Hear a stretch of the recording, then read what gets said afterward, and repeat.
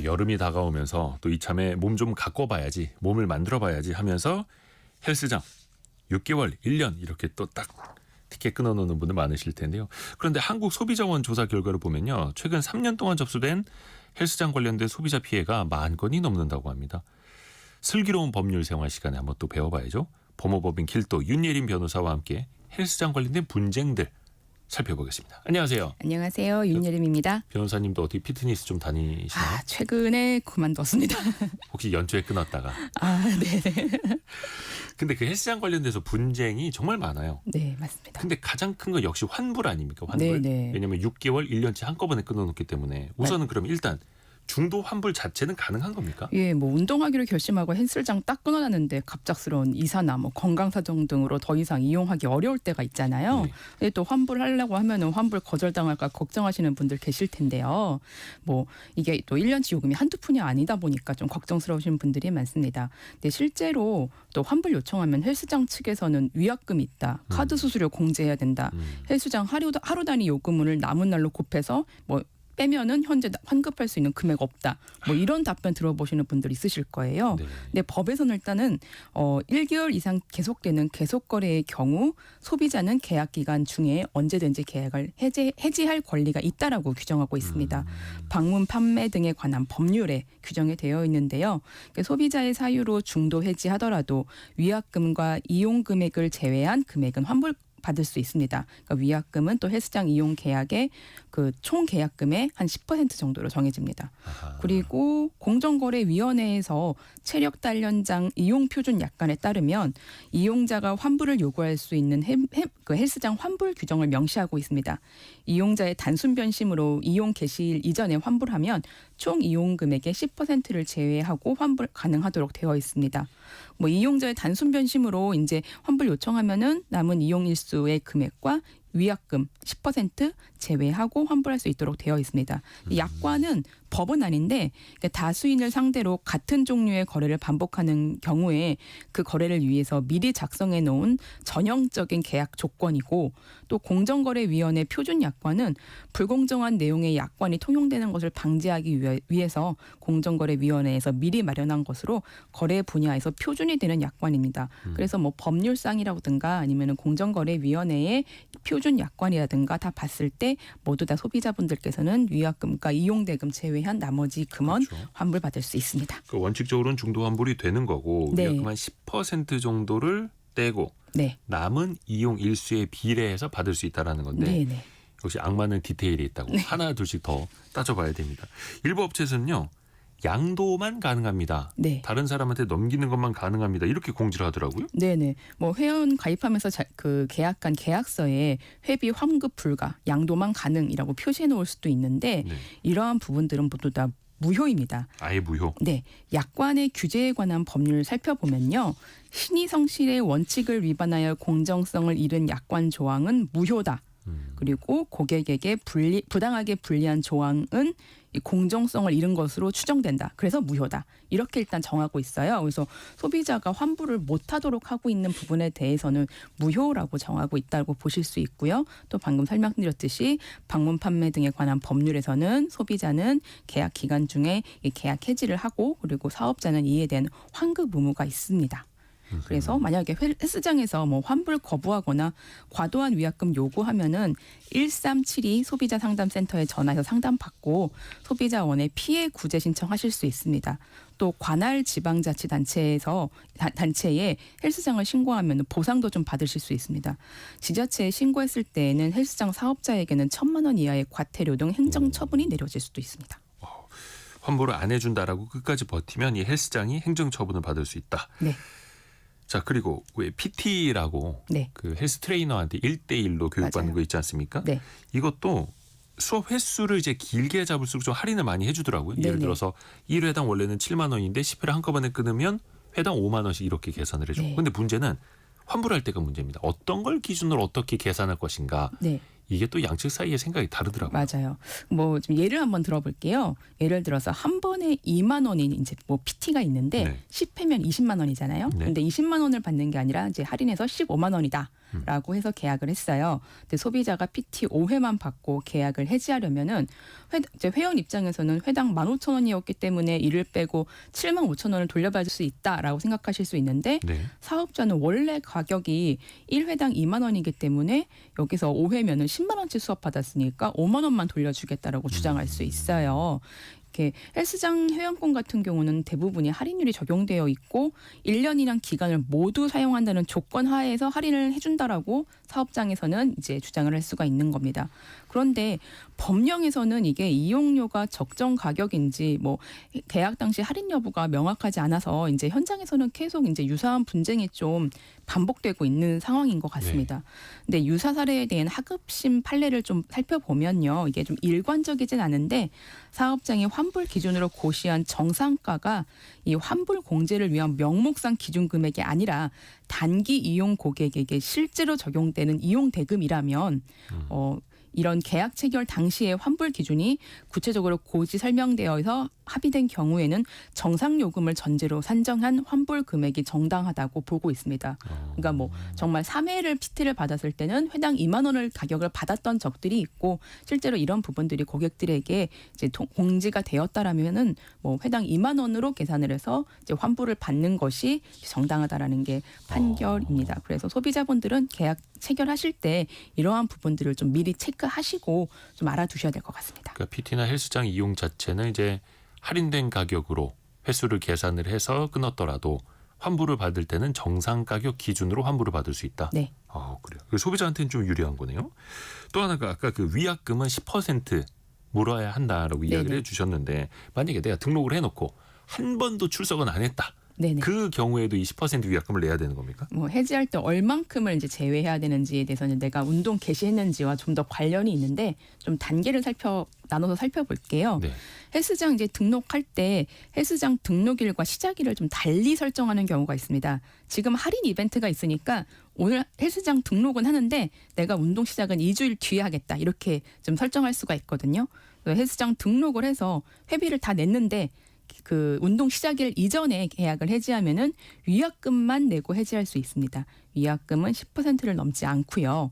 또 운동을 시작하겠다고 한 날이 이제 지났는데 해지를 해야 한다면은 이용 금액과 위약금을 제외한 금액을 그 환불 받을 수 있습니다. 네. 네, 여기서는 헬스장을 한 번도 안 가거나 뭐 PT 한 번도 안 받았다 하더라도 10%의 위약금과 이용 대금을 공제하고 환불을 받을 수밖에 없습니다.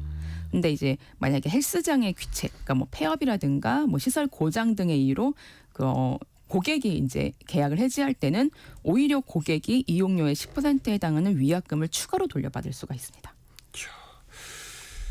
그 한 번도 안 가도 일단은 10% 위약금은 내야 된다라는 거고 또 하나가 위약금 말고도 무슨 뭐 신용카드 결제 수수료라도 이제 네. 고객에게 전가하려는 데들도 있더라고요. 네네. 이럴 때는 어떻게 해야 됩니까? 뭐 위약금 외에 가입비나 뭐 신용카드 결제 수수료를 고객에게 부담시키는 것은 일단 약관 규제에 관한 법률상 위배되는 무효 조항입니다. 또 기타 뭐 이렇게 사실은 우리는 가입비도 있었는데 그걸 안 받은 겁니다. 이건 빼야 됩니다. 네네. 이거 안 통한다는 거죠? 네네. 또 고객에게 신용카드 결제 수수료를 부담하는 규정은 그 현금 결제 회원에 비해서 카드 결제 회원을 불리하게 대우하는 것으로 여신전문 금융업법에도 위반이 됩니다. 그래서 이런 부분들은 고객분들이 알고 지적하시고 환불 꼭 받으시면 되겠습니다. 그 헬스장뿐만이 아니라 어느 업종이든 네. 신용카드 결제 수수료를 고객에게 전가하는 건 법 위반. 네, 그렇죠. 맞습니다. 헬스장 회원권 딱 끊었는데 나중에 뭐 예를 들어 난 6개월치 계약을 했는데 중간에 저희가 가격이 인상됐습니다. 추가 요금을 받아야 됩니다. 네. 이런 경우도 있다 하더라고요. 예, 뭐 그런데 소비자는 뭐 계약서에 보장된 내용대로 그 시설 이용할 권리 있습니다. 네. 인상 요구에 대해서 회원이 자유롭게 거절할 수도 있고 어떠한 불이익도 없다는 점을 소비자가 알릴 수 있습니다. 그 사업자 같은 경우는 적절한 설명을 한 뒤에 동의를 받아야 하는 게 민법상 계약의 기본 원칙인데 계약 체결 후에 이러한 부분들을 고지했다라면 이런 부분들은 소비자께서 거절할 수 있습니다. 그래서 결과적으로 추가 요금 내지 않으셔도 됩니다. 그리고 그 가격도 요즘에는 헬스장들이 경쟁이 많다 보니까 할인 이벤트들을 되게 많이 하거든요. 네네. 그런데 이거를 어디 홈페이지나 외부에 딱 보기 좋게 올려놓으면 좋은데 일단 와서 상담부터 받아보세요. 네. 이렇게 하는 곳들도 있거든요. 이래도 되는 겁니까? 그 체육시설의 경우에는 체육시설 가격 표시제의 시행에 따라서 헬스장 내에 가격을 표시해야 됩니다. 근데 가격 표시제 안 지키는 곳들이 좀 많습니다. 지난해 기준 헬스장 10곳 중 한 곳은 가격 표시 안 하고 있는 상황입니다. 2022년부터 체력 단련장, 수영장, 종합체육시설 사업자는 서비스의 내용과 요금 체계, 환불 기준 등을 사업장 게시물, 고객 등록 신청서에 모두 표시하도록 규정하고 있습니다. 이를 위반한 사업자는 1억 원 이하의 과태료가 부과될 수 있습니다. 그러니 뭐 헬스장이나 필라테스 교습소 운영하시는 분들은 혹시라도 가격 표시제 위반 사항 없는지 꼭 점검해 보시면 좋겠습니다. 그런데 이게 홈페이지에 게시하는 거는 또 의무 사항이 아니어서 일단은 가셔서 이제 그 헬스장 내에 있는 그런 공지들 보시면서 가격 좀 알아보시는 게 좋을 것 같아요. 이게 또 온라인에다가 써놓는 거는 의무는 아니고 네네. 사업장에다가 게시하는 것만 의무. 네네. 그러니까 이제 좀 가봐야 되는 거고. 네. 그러네요. 또 하나 헬스장에서 안전사고가 종종 일어납니다. 맞습니다. 또 무거운 것들, 위험한 기구들 다루다 보니까 만약에 러닝머신 타다가 넘어졌다라거나 아니면 바벨 들다가 허리를 삐끗했다. 이 책임은 어떻게 다니는 사람 회원의 몫입니까? 어떻게 돼요? 일단은 이제 혼자 운동하다가 다치는 경우들이 있잖아요. 예. 헬스장 운영자는 이용자에게 위험이 발생하지 않도록 안전과 위생을 배려하여야 할 보호 의무가 있습니다. 보호 의무. 네, 뭐 예를 들어서 바닥면은 뭐 충격 흡수할 수 있는 재질로 만들어야 된다든가, 뭐 안전 위생에 대한 부분들에도 어떤 규정들이 있고요. 시설 설비, 뭐 장비, 기구를 안전하게 정상적으로 이용할 수 있는 상태를 유지해야 되는 의무가 당연히 법상 규정되어 네. 있습니다. 근데 만약에 이러한 부분들이 지켜지지 않아서 이제 운동하시는 분들이 다쳤다라고 하면은 헬스장 운영자가 법령상 또는 계약상의 주의 의무를 위반한 사실로 인정이 되고, 이러한 의무 위반으로 이제 이용자가 다쳤다는 점에서 상당 인과관계가 있음이 밝혀진다면은 재판부는 헬스장 운영자에게 그 어떤 손해를 하라는 취지의 판결을 내리게 됩니다. 그런데 이런 경우에도 사고 발생의 경위, 이용자의 부주의 등을 고려해서 운영자의 책임 비율을 제한하고 있습니다. 근데 또 사안에 따라서는 형사적인 문제가 될 수도 있습니다. 운영자나 강사가 이제 업무상 과실이나 이제 이용자의 상해 사이에 어떤 인과관계가 인정이 된다라고 하면은 업무상 과실치상죄의 책임을 물을 수도 있습니다. 그래서 실제로 헬스장 이용자가 샤워실 문에서 이제 발목을 다친 사안에서 헬스장 운영자에게 벌금형이 선고된 경우도 있습니다. 근데 이거는 그 책임 비율이라든지 다 따져봐야 해서 굉장히 좀 복잡한 사안이 네, 되겠네요. 맞습니다.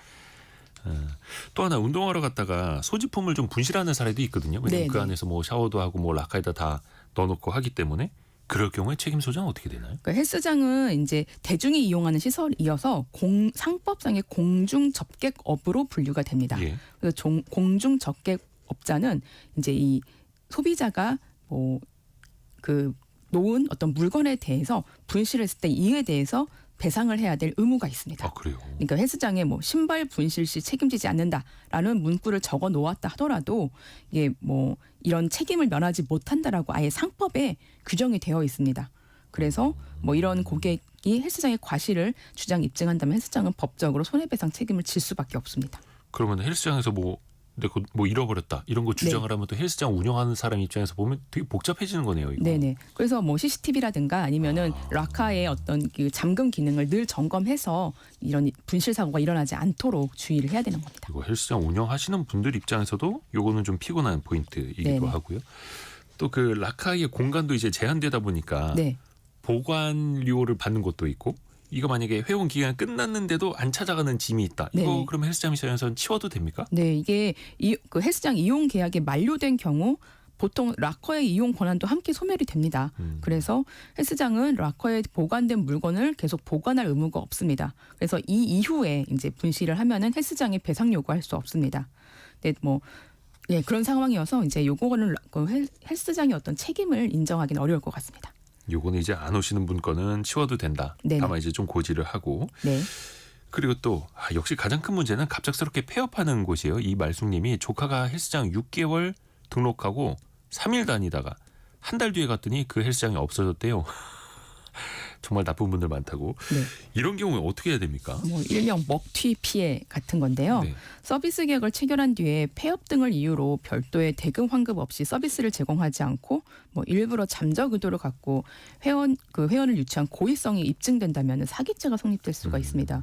이렇게 먹튀 업체를 상대로 민형사상의 소송을 제기할 수 있고 또 많은 피해자가 있기 때문에 이러한 부분들에서는 사기의 고의성이 좀 인정될 가능성은 매우 높은데 사실 시간과 비용이 부담되는 것이 문제입니다. 기본적으로 이제 장기 회원권을 구매할 때는 카드 할부를 좀 이용하시도록 좀 생각해 보시는 게 좋을 것 같습니다. 할부 같은 경우는 이제 할부 계약금이 나가고 있는데 카드 대금이 나가고 있다가 중간에 이제 헬스장이 폐업이 되면은 어쨌건 할부 철회권 활용해가지고 남은 할부금 납부를 거절할 수 있거든요. 그러니까 헬스장을 통하지 않고 카드사에 요청해서 그런 것들이 가능하니까 좀 장기적으로 그 할부 이용을 좀 하시는 게 좋을 것 같습니다. 긴 기간 헬스장을 이용을 할 때는 카드 할부를 이용하는 게 더 안전하다. 그리고 신승호 님도 아이디어 하나 주셨는데요. 한 자리에서 20년 넘게 하신 사장님, 안 바뀌던 헬스장을 다닙니다. 그래야지 사기 확률이 낮아진다. 이런 것도 하나의 또 팁이고요. 윤예린 변호사 함께했습니다. 고맙습니다. 고맙습니다.